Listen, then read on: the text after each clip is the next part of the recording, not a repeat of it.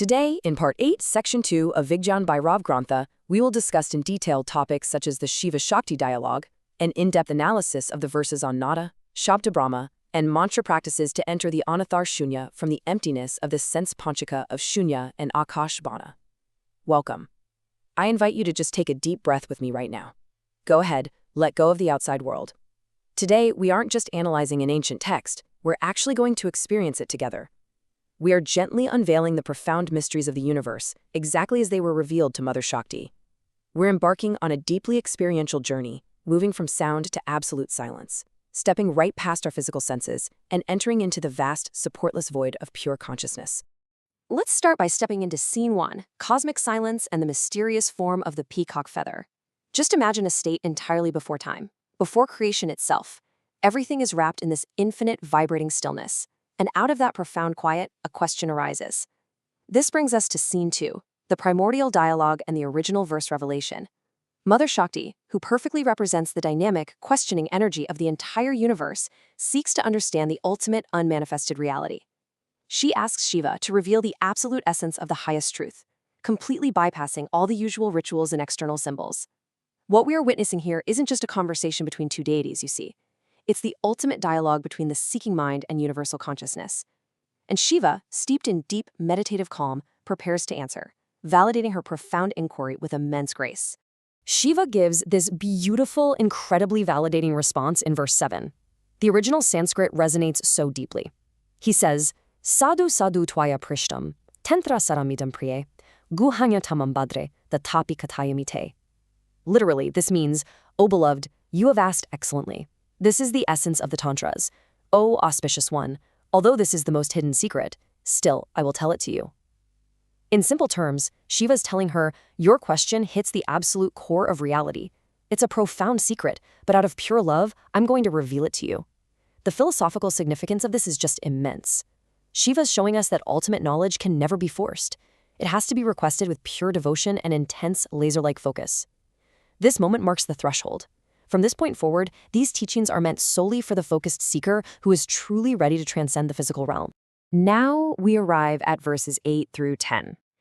Before Shiva can even begin to explain the void, he first has to completely dismantle the illusion of the material world. He states, Yat kinshit sakalam rupam bhairavasya prakirtam tara sarataya devi vijyanyam chakrajalabat. Literally, he's saying, whatever gross form of Bhairava is declared, O goddess, that should be known as empty of essence, just like a magic trick, which is known as Indrajal. He even goes on to describe it as Maya Swapnopamam, meaning it's like the illusion of a dream or a floating city in the sky. So what's the simple takeaway here? The physical, tangible world we navigate every day with our senses is an illusion. It's literally a cosmic magic show, and we cannot confuse it with ultimate reality. Practically speaking, we have to detach our identity from these physical constructs. To actually grasp the supreme void, we first have to wake up and realize that the world of forms is just a fleeting dream. So how do we move past this illusion? We are given a bridge, and that bridge is sound. This is Shabda Brahma, which brings us to verse 38. The verse reads, Anahate patrakarne abagna shabde saridhrute, Shabda Brahmani nishnata param brahm adigachati. The literal translation is, he who is adept in listening to the unstruck sound, the anahata nada, which is uninterrupted like a rushing river, and is heard by closing the ears, attains the supreme Brahman. In plain English, if you close your ears to the outside world and focus entirely on the continuous internal hum of the universe, a sound that exists without two physical objects ever striking together, you will merge with divine consciousness. The tantric significance here is absolutely brilliant. Sound is being used as a vehicle. Instead of fighting your wandering mind, you give it this subtle, continuous river of internal sound to ride upon, until the mind itself just dissolves. Building right on that, we flow into verse 39, which focuses specifically on the pranava, the sacred syllable Om. When we look at ancient manuscript excerpts on this, we find very direct pointers for this exact practice. The meditation instructs the seeker to follow the sound of Om from its physical, gross pronunciation all the way down to its most subtle end. You start with the audible sound, sure, but as that sound begins to fade into silence, you do not let your attention waver for a second. You follow the echo right into the quiet. This is the real practical magic of Shabda Brahma. It's not just about chanting, it's about tracking the sound until it becomes pure nothingness. You're using it as a tether to gently pull your consciousness out of the material illusion and straight into the divine realm. This concept perfectly maps out the chronological life cycle of a mantra. It's a three-step journey. Step 1 is the gross pronunciation. This is the physical chanting of the mantra out loud. Step 2 is the subtle resonance. That's the internal vibration that lingers inside your mind and body after the physical sound stops. And finally, step 3 is absolute silence, or shunya. By tracking this timeline internally, the gradual fading of the sound naturally and effortlessly pulls your mind into emptiness. Our minds usually love to jump from one object to another, right? But here, the mind becomes totally captivated by that fading resonance, and it's led straight into the supreme void without any forceful suppression whatsoever. To make this completely visceral, Shiva offers us a stunning sensory analogy in verse 41. He says, Tentriyadi vadyashabdeshu dirgishu kramasamstite ananyacheta prachante paravyoma vapur bhavet. Literally, by focusing with an undivided mind on the continuous and prolonged sounds of stringed instruments and the like, at the end of the sound, one becomes of the nature of the supreme void. Think about plucking a sitar string. That initial sound is sharp and loud, but then it lingers, right? It vibrates softly, growing fainter and fainter, until it just seamlessly merges into silence. If your mind is completely absorbed in that fading vibration, when the sound finally ends, your mind doesn't snap back to worldly thoughts. Instead, it just spills over into boundless internal space. It is a profoundly beautiful, experiential journey. Let's formalize this with the Tantric methodology found in verse 42, representing scene 6, the method of sadhana. This verse outlines the use of the Pinda mantra in the sequence of ascending through subtle elements, Ardhendu, Bindu, Nada, and Nidanta. Here's the step-by-step. Step 1. You chant the Pinda mantra, a specific seed syllable. Step 2. You ascend through its subtle echoes. You actually feel the vibration moving upward through your energetic centers, becoming finer and finer. Step 3. At the absolute end of that vibration, a state known as Nidanta, you dissolve into shunya. This is the precise, advanced tantric technology required to ride the vehicle of sound directly into total silence. So where exactly does this vehicle of sound take us? It drops us right into scene 5, Anuttar Shunya, and the final stage of Kashmir Shaivism. Anuttar Shunya is the supreme, supportless void. It is the absolute, ultimate state of consciousness, completely stripped of mental constructs, physical sensations, and the ego. But listen, it is crucial to understand that this is not some empty, dead nothingness. No, it is a living, incredibly luminous emptiness from which absolutely everything arises. With a voice of supernatural peace, Shiva reveals that this void is our true nature. Reaching this state means all sensory perception simply falls away, leaving only pure, unadulterated awareness. Okay, so how do we systematically strip away our physical senses to actually reach this Anuttar Shunya? This brings us to an incredibly profound set of instructions rooted in Karika 32, moving us from internal to external voids. Let's explore scene 3, the tantric metaphor of the peacock feather and the mystery of the moon. This begins our detailed step-by-step process. Step 1 is posture, body position, and relaxation. You sit steady, regulate your breath, and let the physical vessel relax. Once you're settled, step 2 is seeing the moon in a peacock feather. This is an exercise in external perception.